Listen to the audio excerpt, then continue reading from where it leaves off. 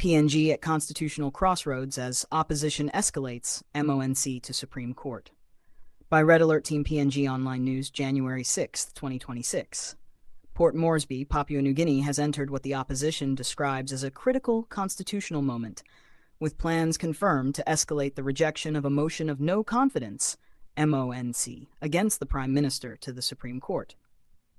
In a strongly worded media statement released on Tuesday, opposition leader and Chuave MP, Honoured James Nomane, said members of Parliament were elected to serve the people, not the interests of a single individual, warning that constitutional rights to vote, dissent, and debate had been unlawfully suppressed.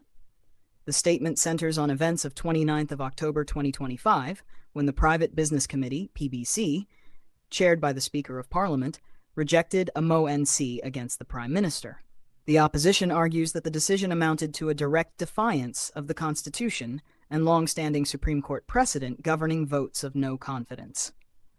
According to the opposition, the PBC's intervention unlawfully prevented Parliament from exercising its sole constitutional mechanism for holding the executive accountable. Mr. Nomane said subsequent national developments only reinforced the urgency of allowing a vote of no confidence to proceed. Citing the deterioration of health services, economic instability marked by a weakening kina, escalating lawlessness, and growing public frustration. Legal challenges mounted in late 2025 failed to resolve the matter.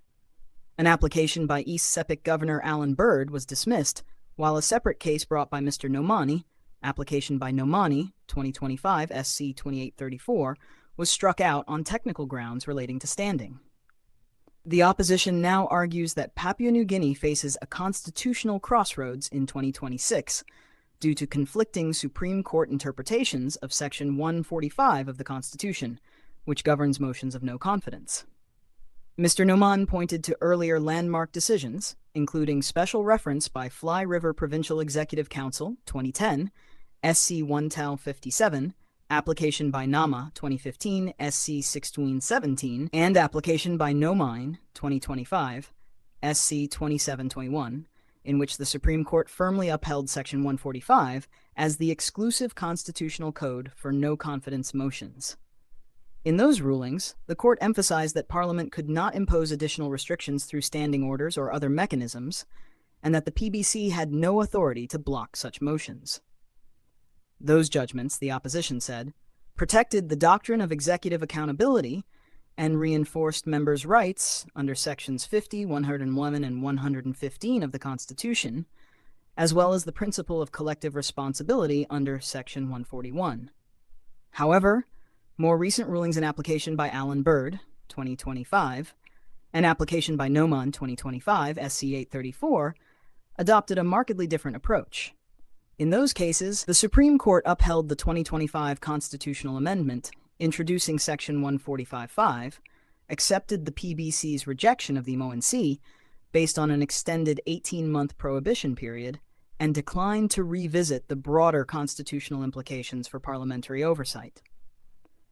The opposition says the later decisions conflict directly with earlier authoritative rulings and failed to explain the departure from established jurisprudence. This, it argues, has created legal uncertainty, weakened parliamentary democracy, and eroded public confidence in the constitutional framework for changing governments.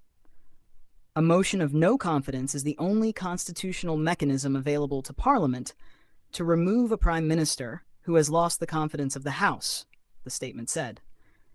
Any ambiguity in this area threatens the balance of power and risks entrenching executive dominance.